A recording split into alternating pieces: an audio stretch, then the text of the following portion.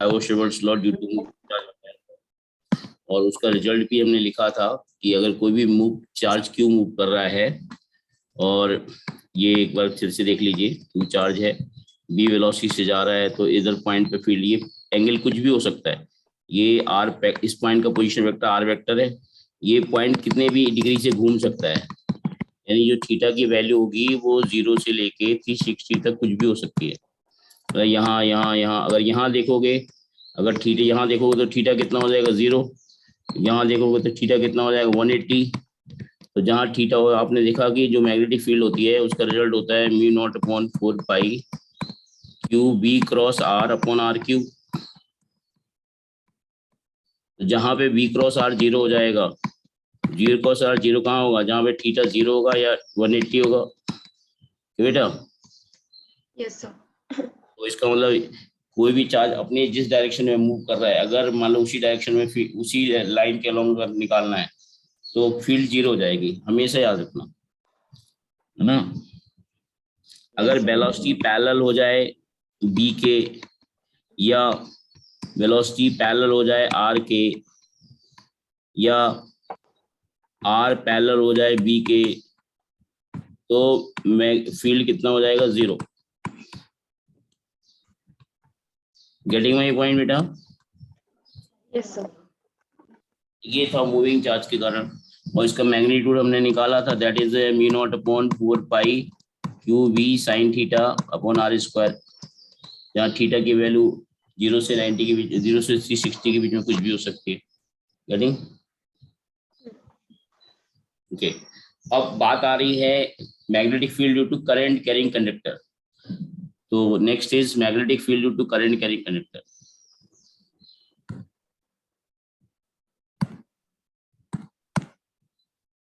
Magnetic field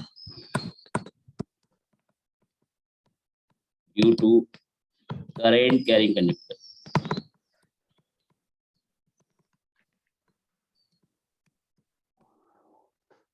देखो, ये जो मैग्नेटिक फील्ड की बात हो रही है, इसमें बायो-सेवर्ट ने लॉ दिया था ये, बट स्मॉल करंट एलिमेंट के लिए दिया था।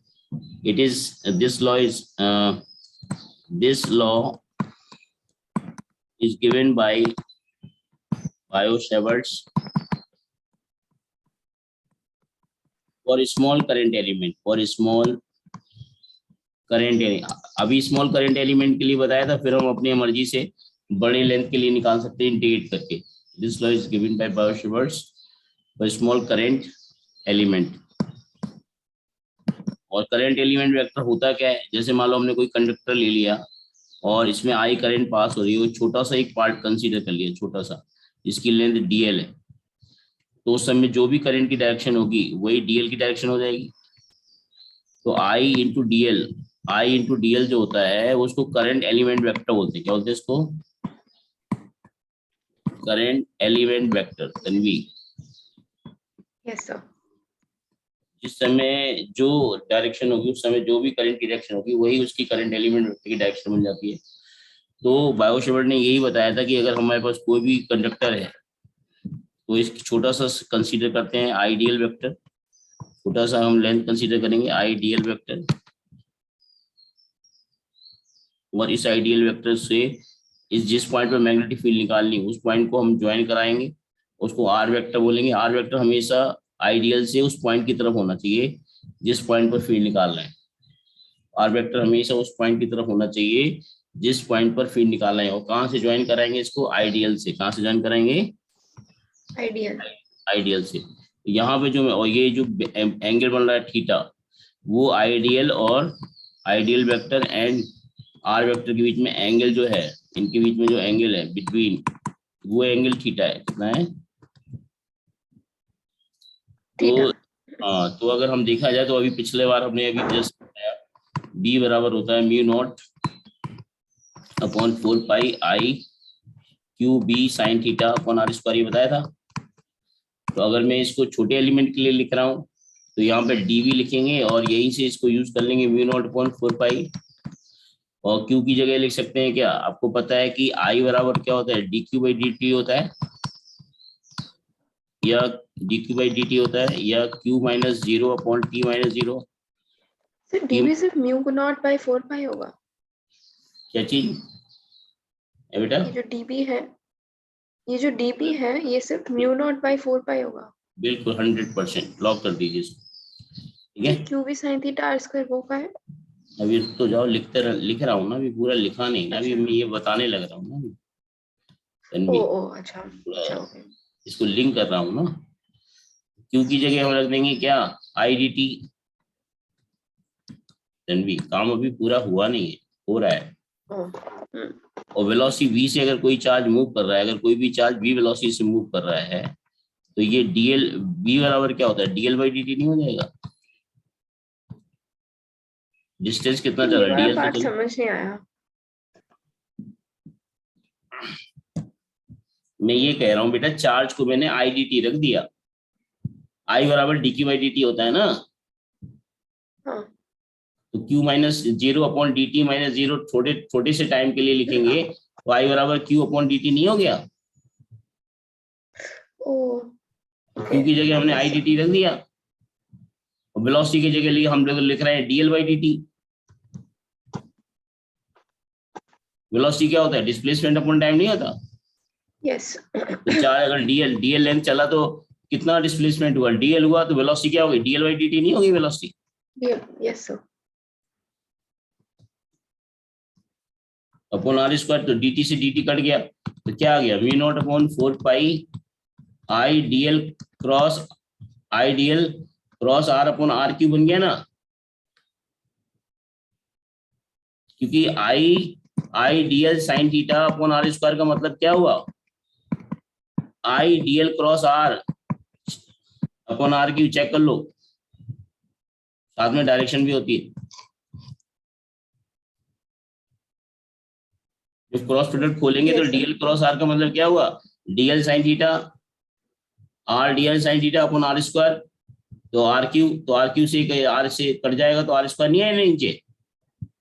Yes sir. तो मेरा कहने का तात्पर्य ये है कि जो मूविंग चार्ज है ना, जिस जिस लॉ से वो मैग्नेटिक फील्ड निकाली गई थी, उसी लॉ से करंट की मैग्नेटिक फील्ड निकाली जाती है बेटा। मेरा कहने का मतलब ये है, ये कोई अलग एक्सप्रेशन नहीं है, ये वाली जो एक्सप्रेशन है वो कोई अलग नहीं है, वो यही है, बट थोड़ा रूप इसने अपना फॉर्म ट्रांसफॉर्म कर लिया, अपना फॉर्म रूप चेंज बदल किया। लिया, है वही चीज। मैं आपको ये बताने की कोशिश कर रहा हूँ कि मूविंग चार्ज के कारण जो फील्ड होती है, हेलो, यस सर। वो कोई अलग से फील्ड नहीं होती है, वो यही फील्ड होती है तन्वी।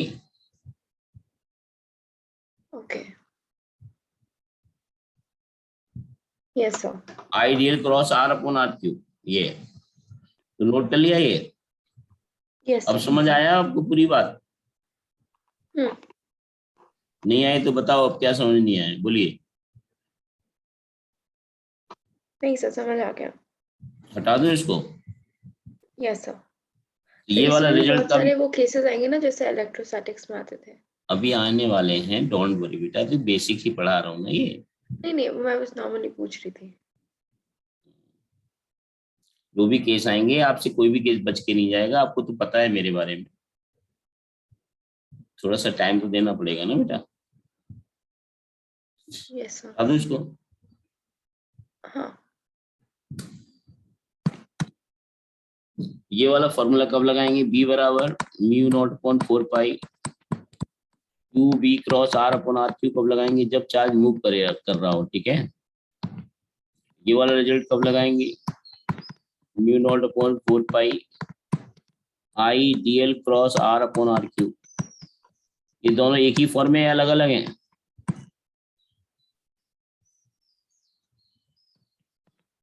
तन्वी, सर बट ये वाला यूज कौन सा कब करना चाहिए? ये बता चुका हूँ आपको यार, आज पे हो क्या गया है आपको। ये जब चार्ज सर मूव कर बट रहा होता है तब लगाते हैं, जब करंट होती है तब ये लगाते हैं। सर चार्ज मूव करना भी तो करंट ही होता है ना। लेकिन अगर मान लो हमें चार्ज करंट नहीं दे रखी, चार्ज दे रखा है और उसकी वेलोसिटी दे रखी है, तो हम ये लगा के क्यों मुसीबत मोल लेंगे, बताइए मुझे। जो क्वेश्चन में ओके। वेलोसिटी दे रखी है, चार्ज दे रखे है, तो हम ये क्यों यूज करेंगे बताइए। हम ये ना यूज ना करें, यूज ना करें। यस हमने अगर आपको ये बता दिया एक ही है, तो आप चार्ज अगर मूव कर रहे हैं तो आइडियल वाला रिजल्ट लगाओगे क्या? फिर वहां से Q B V cross R निकालोगे क्या? Yes sir. है ना? दोनों चीजें है एक ही, लेकिन जिसका जहां यूज होगा उसको वही यूज करेंगे ना। ठीक है, ओके। तो ये हो गया आपका वेलोसिटी के कारण, ये हो गया आपका उसके करंट के कारण। ओके, अब मान लेते हैं, अगर हम मान लें magnetic field due to straight finite wire निकालना हो, तो लिखिए magnetic field due to straight finite current carrying wire. आपने अपना भी वीडियो बंद कर दिया? कम से कम एक साइड से वीडियो तो ऑन रहना चाहिए। आज सर वो हमारी कोई बीच में मजबूरी इंटरनेट है? अनस्टेबल हो रहा था। अच्छा अच्छा, कोई नहीं, अगर ऐसा है तो। ठीक है, चलिए। तो magnetic field due to straight finite wire current carrying wire, LD note कर लीजिए। मैग्नेटिक फील्ड, यार म्यू नॉट अपॉन 4 पाई की वैल्यू क्या बताई थी आपको? 10⁻⁻7 यूनिट। यूनिट मैंने लिखा था, अब इसकी यूनिट निकाल भी सकते हो। 10⁻, यानी इसकी इसकी जो यूनिट होगी वही पूरे की यूनिट होगी, क्योंकि 4 पाई तो नंबर है। ये हो जाएगा आपका टेस्ला, मैग्नेटिक फील्ड की यूनिट बताइए। टेस्ला, यस सर, टेस्ला या फिर वो गॉस। टेस्ला मीटर स्क्वायर पर एम्पियर। टेस्ला मीटर पर एम्पियर, चेक कर लो, मीटर स्क्वायर नहीं होगा, टेस्ला मीटर पर एम्पियर, चेक कर लीजिए। ये है नहीं, इसकी unit mu naught upon 4 pi की, यानी कि म्यू नॉट अपॉन 4 पाई की जो वैल्यू होती है वो 10⁻⁻7 टेस्ला मीटर पर एम्पियर। सर टेस्ला को पूरा ही टेस्ला लिखना होता है या फिर कोई छोटा फॉर्म भी है? नहीं, टेस्ला को टेस्ला ही लिखना होता है। जब मीटर वाला सिस्टम है तो टेस्ला ही लिखना होता है। नहीं नहीं, सेंटीमीटर मतलब लिखोगे जैसे तो टी या फिर तो शॉर्टर टेस्ला को वर्जन। टी लिख तो दिया, टी को टी लिखते हैं, टेस्ला को टी लिखते हैं। तन्वी, अच्छा नेक्स्ट लाइन में, ओके। टेस्ला को कैपिटल टी ही लिखते हैं। Okay, yes sir. तो magnetic field due to straight finite wire, magnetic field due to straight finite current carrying wire, current carrying wire. अब देखो, अब यहाँ पर बात आ रही है कि अभी बायो शेवर्ट ने जो लॉ बताया था वो स्मॉल करंट के लिए बताया था, बट यहाँ तो एक फाइनाइट लेंथ है, तो इसको निकालने के लिए हमें इंटीग्रेशन का सहारा लेना पड़ेगा। यूज तो हमें बायो शेवर्ट ही करना पड़ेगा, बट हमें यहाँ पर उसको इंटीग्रेशन से सॉल्व करना पड़ेगा। जैसे मान लीजिए वायर हमने मान लिया, कोई हमने वायर ले लिया पी क्यू, और इसमें करंट आई पास हो रही है, और हमने एक पॉइंट यहाँ पे ले लिया ए, यहाँ पर मैग्नेटिक फील्ड निकाली, तो हमने इस वायर को इस पॉइंट से ज्वाइन करा देंगे। पहले समझ लो तन्वी, ये डिस्टेंस हमारी होगी आर, ये हमारे डिस्टेंस को डी मान लेते हैं, डी। और अब ये वाला जो एंड क्यू है, वायर की अपनी फिक्स लेंथ है, वायर की अपनी फिक्स लेंथ है। अगर ये क्यू एंड ए पॉइंट पे मान लो एंगल बना रहा है कितना, θ1, और ये टी एंड जो है एंगल बना रहा है वो कितना एंगल बना रहा है, θ2। तो जो मैग्नेटिक फील्ड होगी यहाँ पर वो हम लोग अभी निकालेंगे रिजल्ट करके। एक छोटा सा एलिमेंट लेंगे यहाँ से, तन्वी सर जरा ध्यान दो इधर, यहाँ से एल डिस्टेंस पे एक छोटा सा एलिमेंट लेंगे आईडीएल, और इस आईडीएल को हम इससे ज्वाइन कराएंगे, ये बन जाएगा आर वेक्टर। आर। तो जो डीबी आएगा वो आएगा mu not upon 4 pi I D L cross R upon R cube. फिर इसको इंटीग्रेट करेंगे हम, तब जाके हमारा जो रिजल्ट आएगा, मैं पूरा लिख देता हूँ, फिर इसको प्रॉपर डेरिवेट भी कर दूंगा अगले अगले पेज पर, बट अभी मैं फिलहाल लिख देता हूँ। तो कंप्लीट वायर की वजह से जो फील्ड आएगी वो आएगी म्यू नॉट अपॉन एंगल की वैल्यू जो θ1 से माइनस θ2 से प्लस θ1 इंटीग्रेट करना पड़ेगा, माइनस θ2 से प्लस θ1 इंटीग्रेट करना पड़ेगा। ये वैल्यू आएगी mu not upon 4 pi IDL, DL नहीं आएगा, वो डीएल ये सब हट जाएगा। ये ओवरऑल रिजल्ट जो आएगा, अभी मैं रिजल्ट डायरेक्ट लिख देता हूँ, फिर अगले पेज से ड्राइव करूंगा इसको। ये बन जाएगा म्यू नॉट अपॉन 4 पाई, 4 पाई वगैरह भी कट जाएगा सब, ये इसमें सॉल्व होके यही आएगा। मैं लिख देता हूँ, चलो लिख ही देता हूँ, mu not upon 4 pi I upon D sine theta 1 plus sine theta 2, ये रिजल्ट आएगा फाइनल, और ये आपको याद रखना चाहिए। ओके ठीक है, इसका डायरेक्शन कैसे निकालते हैं वो सब मैं बताने जा रहा हूँ। तो लिख लीजिए mu naught upon 4 pi I by D sine theta 1 plus sine theta 2। यहाँ पे थीटा 1 थीटा 2 एंगल कौन से हैं, ये वाले एंगल हैं, ये थीटा 1 है, ये वाला थीटा 2 है, इस लाइन के साथ एंगल है, इस लाइन के साथ। सर और डी वो है डी डिस्टेंस है इस वायर से उस पॉइंट की जहाँ पे फील्ड निकालनी है।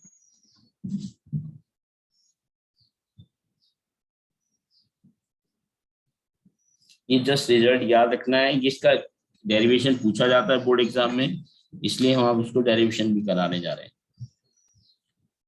एक मिनट सर।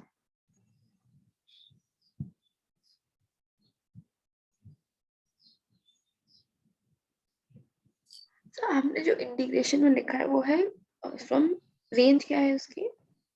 चेंज बेटा, magnetic field due to straight finite current, straight finite current carrying wire. Straight मतलब सीधा, करंट कैरिंग वायर, स्टेट। हाँ, स्टेट फाइनाइट मैग्नेटिक फील्ड। नहीं, इससे ये रेंज क्या है, ये थीटा 2 है या थीटा 1 है? माइनस थीटा 2 से प्लस थीटा 1। यहाँ नीचे एंगल कितना होगा, माइनस थीटा 2, और ऊपर एंगल क्या होगा, प्लस थीटा 1, नहीं होगा? Plus theta 1, yes sir. पूरा वायर कवर हो जाएगा। एक मिनट बस।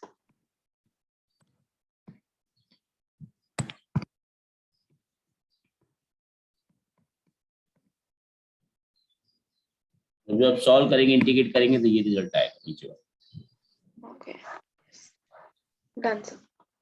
हो गया, हटा दूं? अब इसको डिराइव कैसे करते हैं जरा देख लीजिए। मान लो हमने स्टेट फाइनाइट वायर ले लिया, ये कोई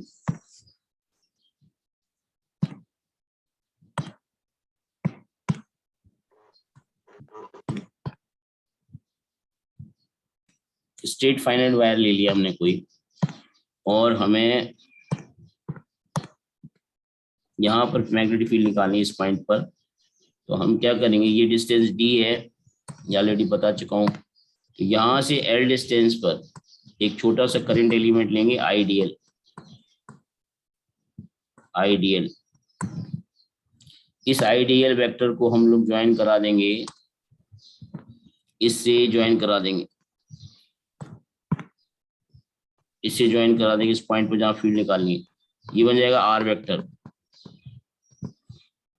आर वेक्टर हमेशा आईडीएल से, आईडीएल ऊपर है, आर इधर है। तो ये एंगल अगर हमने फाई माना है, तो ये एंगल कितना होगा, 90 माइनस 5 हो जाएगा तन्वी।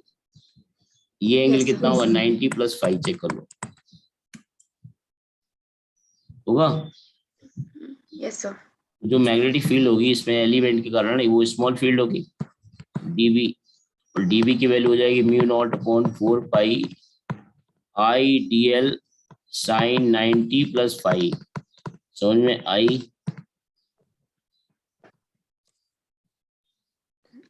थीटा यहाँ पे 90 प्लस 5 क्यों है? क्योंकि उस एलिमेंट से आईडीएल से आर वेक्टर कितना एंगल बना रहा है, 90 प्लस 5। चेक कर लीजिए। आइडियल से देखो इधर हमने एंगल कौन सा लेना पड़ता है, डीएल, और हमने ऑलरेडी बता रखा है जब हमने ये फॉर्मूला लिखवाया था आपको, तो तन्वी ऑलरेडी हमने बताया था Q B sine theta upon R square. यहाँ पे थीटा किसके बीच में एंगल होता है, sorry, mu not upon 4 pi I D L sine theta upon R square. तो जो थीटा होता है वो कौन सा एंगल होता है, आई डीएल और आर के बीच में एंगल होता है कि नहीं? तो आईडीएल कहाँ है, आईडीएल तो ऊपर है इधर, आईडीएल तो आपका इधर है आईडीएल, और आपका पॉइंट कहाँ है, इधर नीचे इधर। तो ये वाला एंगल नहीं लेंगे, ये वाला, यस सर, ये वाला एंगल 90 प्लस 5 है, 90 प्लस 5 ले लिया, क्योंकि हमने ये एंगल हमने 5 माना हुआ है ना। हमने क्या किया, एक यहाँ से सेंटर से एल डिस्टेंस पर एक छोटा सा एलिमेंट ले लिया आइडियल, और ये डीएल जो है आइडियल इस पॉइंट पर कितना एंगल बना रहा है, ये फाई एंगल बना रहा है। आइडियल तो डी फाई एंगल बना रहा है, ये तो डी फाई एंगल होगा, लेकिन ये तो फाई होगा ना रणवीर जी। Yes sir. और आइडियल कहाँ होगा, बाहर की साइड, इधर ये आइडियल इधर की साइड होगा, बाहर की साइड, और आर वेक्टर कहाँ होगा, इस साइड। तो एंगल ये वाला कितना हुआ बेटा, 90 + 5 बोलो। 90 + 5। तो उससे ये रिजल्ट आएगा कि नहीं आएगा। Yes sir. हाँ। अब इसको इंटीग्रेट, अभी हम इंटीग्रेट नहीं करेंगे, अभी हम लिखेंगे mu naught upon 4 pi I DL, sign 90 + 5 क्या होता है, कॉस फाई। समझ में आई रणवीर यस जी। सर। अब ये जो डीवी आया, इसमें कितने वेरिएबल हैं, इसमें वेरिएबल कितने हैं, सर एक। एक नहीं 3 वेरिएबल है, ध्यान से देखो, आंखें खोल के सर देखो। आई डीएल और आर आई तो स्क्वायर। वेरिएबल नहीं है, आई तो कांस्टेंट है, डीएल वेरिएबल है ना, DL. Phi sir R variable square है, भी तो आर कांस्टेंट वेरिएबल है। है। तो बेटा एल चेंज करोगे तो डीएल वेक्टर तो, किसी डीएल वेक्टर तो चेंज हो सकता है ना। जैसे एल ऊपर जाएंगे तो एल, जैसे जैसे जाएंगे तो एल चेंज हो रहा है, तो डीएल चेंज नहीं होगा। डीएल। Yes sir. और आर चेंज नहीं होगा, जैसे जैसे ऊपर जाएंगे तो आर नहीं बढ़ेगा। आर चेंज हो। Yes sir. और डिस्टेंस नहीं चेंज होगी, एंगल चेंज नहीं होगा, फाई चेंज नहीं होगा। यहाँ 3 वेरिएबल है, DL, R and phi variables हैं क्या ये। तो अब मुझे बताओ, जब 3 वेरिएबल है तो तीनों वेरिएबल को एक साथ लेके क्या इंटीग्रेट कर सकते हो। नहीं। Very good. तो इसका मतलब हमें इसको सिंगल वेरिएबल में कन्वर्ट करना पड़ेगा, किसमें, सिंगल वेरिएबल। हाँ। तो सिंगल वेरिएबल में कन्वर्ट कैसे होंगे, उसके लिए हमें इस ट्राइंगल का सहारा लेना पड़ेगा। इस ट्राइंगल का देखो, ये वाला ट्राइंगल का सहारा लेना पड़ेगा। ये वाला एंगल क्या हमने माना, फाई माना है। तो इस ट्राइंगल में tan फाई कितना हो जाएगा, tan फाई बराबर हो जाएगा L/R होगा। L by. Yes sir. तो यहाँ से DL बराबर क्या हो जाएगा, ये बन जाएगा आपका L/R। आर आर आर कौन सा लिखा हमने, आर नहीं, L/D, सॉरी, ये तो डी माना ना हमने, ये बताया, ये तो डी माना ना, L/D।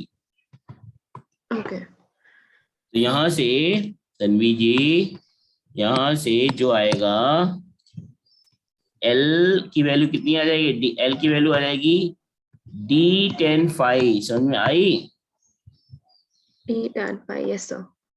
एल की वैल्यू। तो अब डिफरेंशिएट करेंगे दोनों साइड, ये हमारा एल है, डिफरेंशिएट करेंगे तो क्या आएगा, डीएल बराबर हो जाएगा D sec square phi D phi.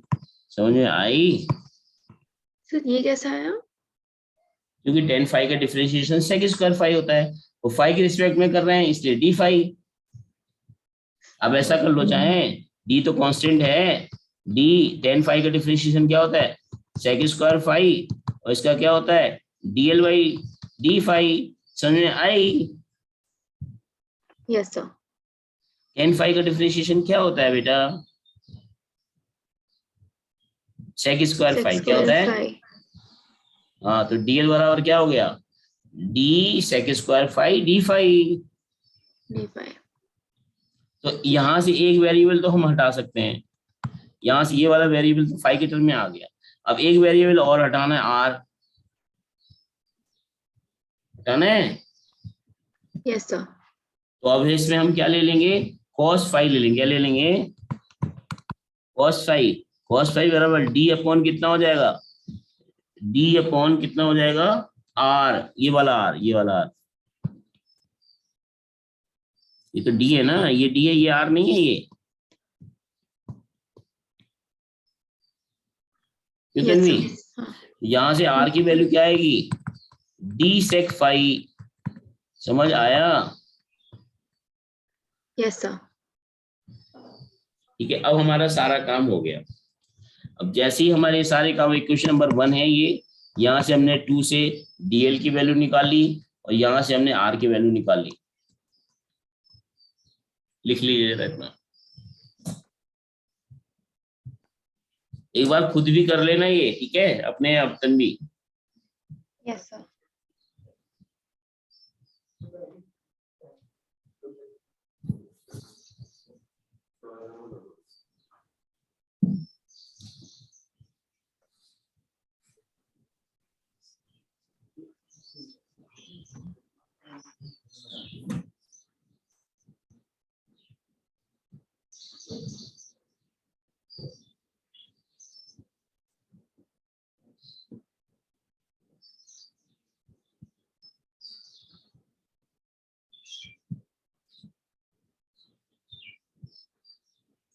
हो गया, नोट कर लिया?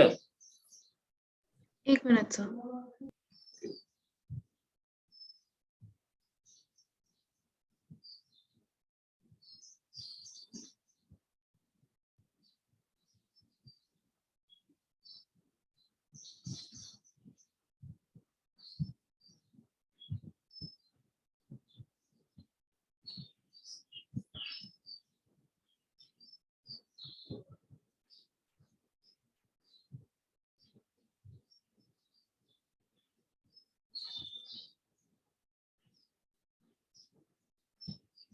सर आपने cos phi क्यों निकाला? बिकॉज हमें बी नीड स्मॉल आर की वो हमें फाई के टर्म में लिखना था, इसलिए।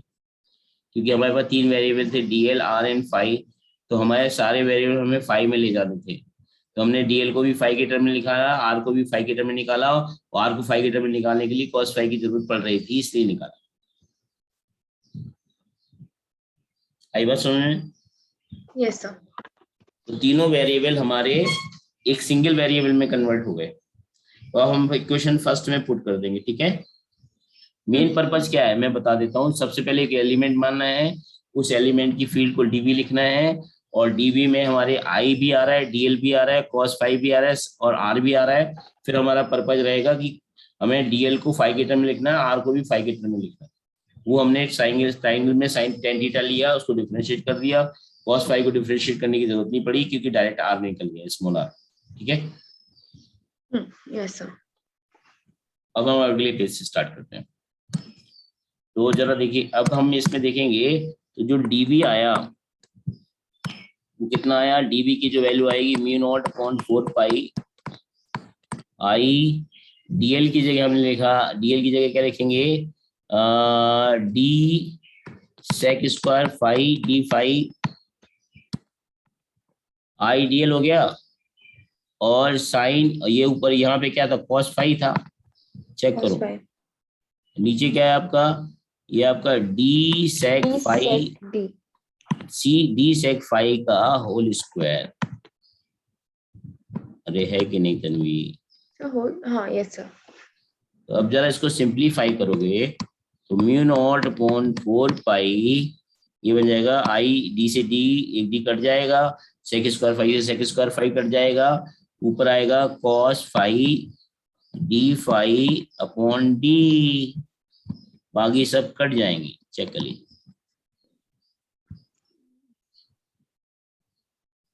आपको दिख भी रहा होगा कौन कट रहा है कौन नहीं यस कट रहा सर। हाँ cos है। अब phi। हमारी बारी आई इंटीग्रेशन करने की इसकी। सर एक डाउट है। हाँ बोलिए। सर वहाँ पर d जब हमने cos phi निकाला था तो r d sec phi d आया था। तो यहाँ पर हमें उससे रिप्लेस करना चाहिए ना, एक और d स्क्वायर आ जाएगा ना। वो अच्छा आपने कर लिया, ओके। अब ध्यान से देखो, वी डिड परफेक्टली। हाँ यस अब सर। cos फाइव मैंने की वैल्यू उल्टा को लिख रखा है। नहीं, तो हमने r की वैल्यू को रखा ना, हमने cos फाइव बराबर क्या है, cos phi D upon R है। तो यहाँ से r की वैल्यू क्या हो जाएगी, डी अपॉन cos फाइव नहीं होगी, तो डी सेक फाइव नहीं हो जाएगी। Yes sir. मैंने एक्चुअली उल्टा लिख रखा है ना, तो एक सेकंड कंफ्यूज हो गई थी। आप उल्टा क्यों लिखते हो तन्वी? आप तो सीधे बच्चे हो, सीधे बच्चे तो सीधा ही लिखते हैं। मैंने sec phi d लिख दिया instead of d sec phi। Sec five बस, only sec five, D sec five क्या, D sec five. d sec। अब ये आया बेटा। Yes sir.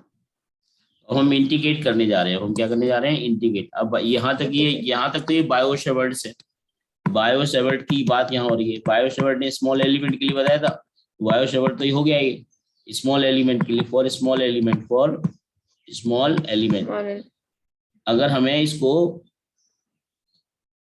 बड़े एलिमेंट के लिए लिखना है, बड़े एलिमेंट के लिए लिखना है, बड़े के लिए लिखना है, तो हमें क्या करना पड़ेगा, हम इसको इंटीग्रेट करेंगे। लिमिट थीटा की फाई की लिमिट लगाएंगे। आप देखो फाई की लिमिट की जरा समझो जरा ध्यान से। ये हमने एक एंगल माना था फाई, और ये एंगल माना हमने, ये छोटा एंगल हो गया डी फाई। तो फाई की अपर लिमिट कौन सी होगी, फाई की अपर लिमिट होगी θ1 प्लस θ1। फाई की लोअर लिमिट क्या होगी, माइनस θ2। माइनस θ2। तो लिमिट क्या आएगी, माइनस θ2 से प्लस θ1। गेटिंग, ये नेट मैग्नेटिक फील्ड हो जाएगी। ओके,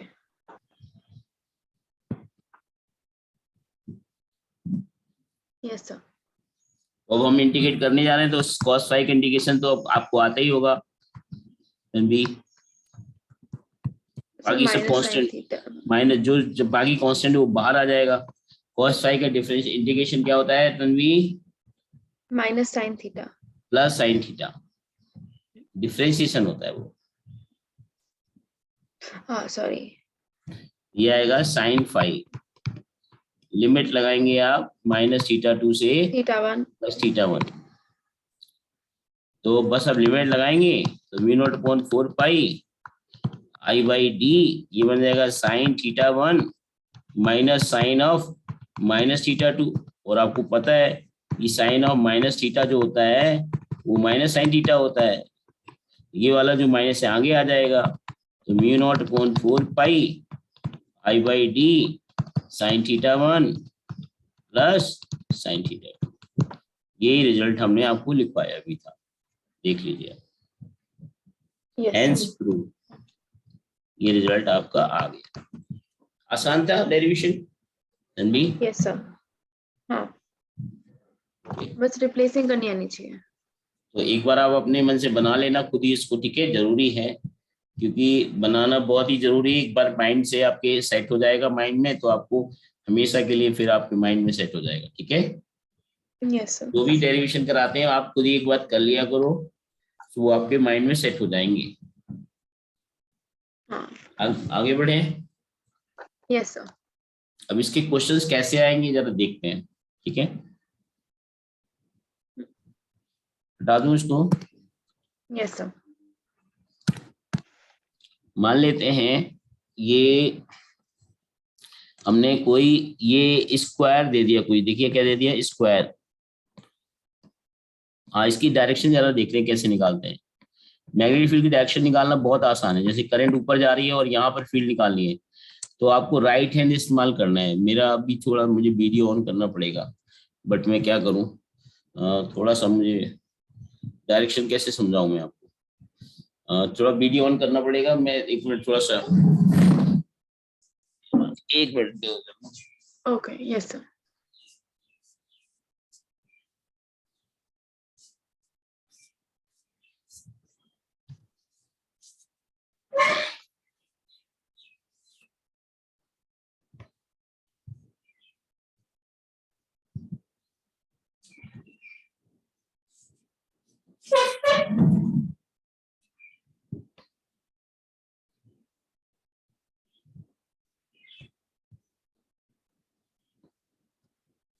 देखो, राइट हैंड लो, क्या लो, राइट हैंड। दिख रहा है मेरा राइट हैंड?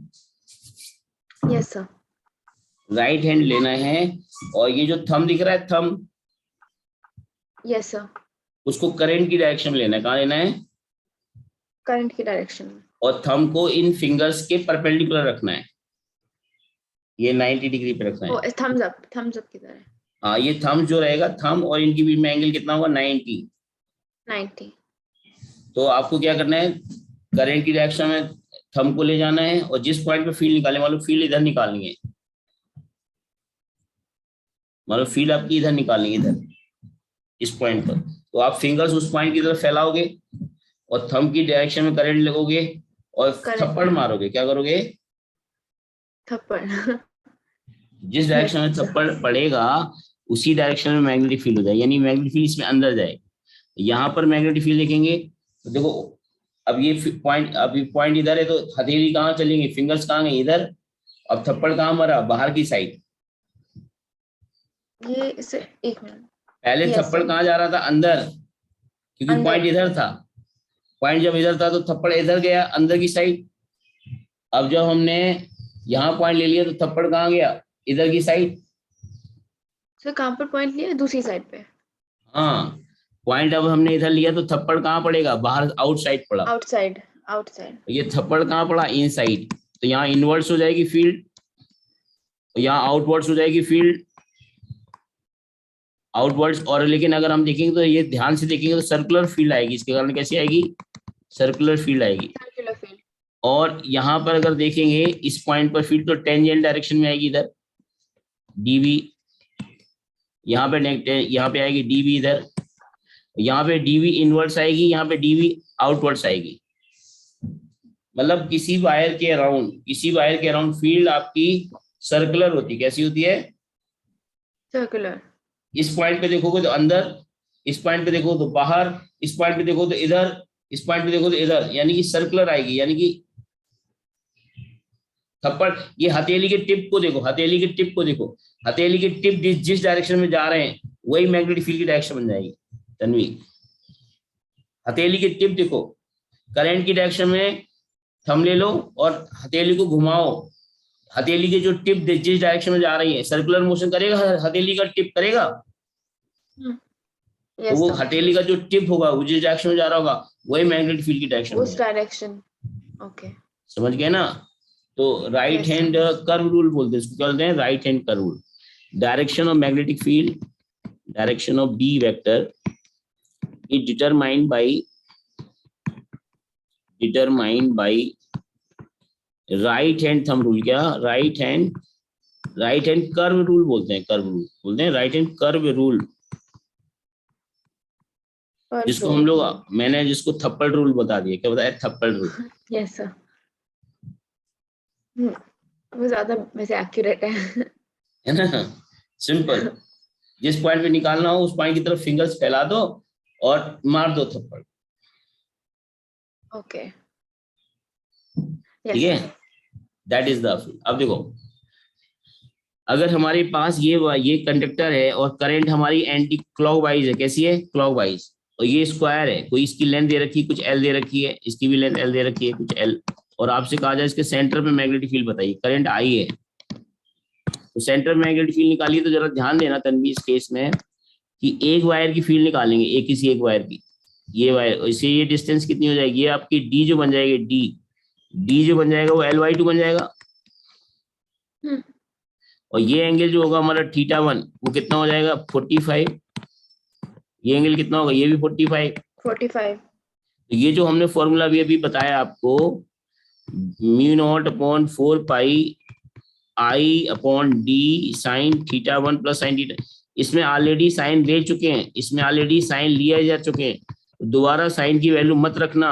अब जैसे ये एंगल 45, ये 45, तो आप यहाँ पे प्लस 45 रख दो, यहाँ -45 रख दो, तो फिर फायदा नहीं, फिर जीरो आ जाएगा। पता चले यहाँ 45, यहाँ -45, तो जीरो कर दो। तो साइन ऑलरेडी मीटिंग एंड होने वाली है। हाँ, तो कोई बात नहीं, इस टाइम भी तो हम इसके बाद क्लास भी नहीं करेंगे ना अभी, तो देख लेते हैं जल्दी, फटाफट नोट कर लीजिए। तो यहाँ पर जो फील्ड आएगी इसमें θ1 θ2 को एंगल के साथ वैल्यूज रखनी है। क्या रखनी है, एंगल्स के साथ। तन्वी, ओके, डायरेक्टली 45 रखना है। साइन, हाँ डायरेक्ट एंगल रखनी है, 45 का साइन नहीं रखना है। तन्वी ठीक है, यस सर। तो अब जरा देखो, एक वायर की जो फील्ड आएगी, इस वायर की जो फील्ड आएगी कहाँ आएगी, अंदर आएगी।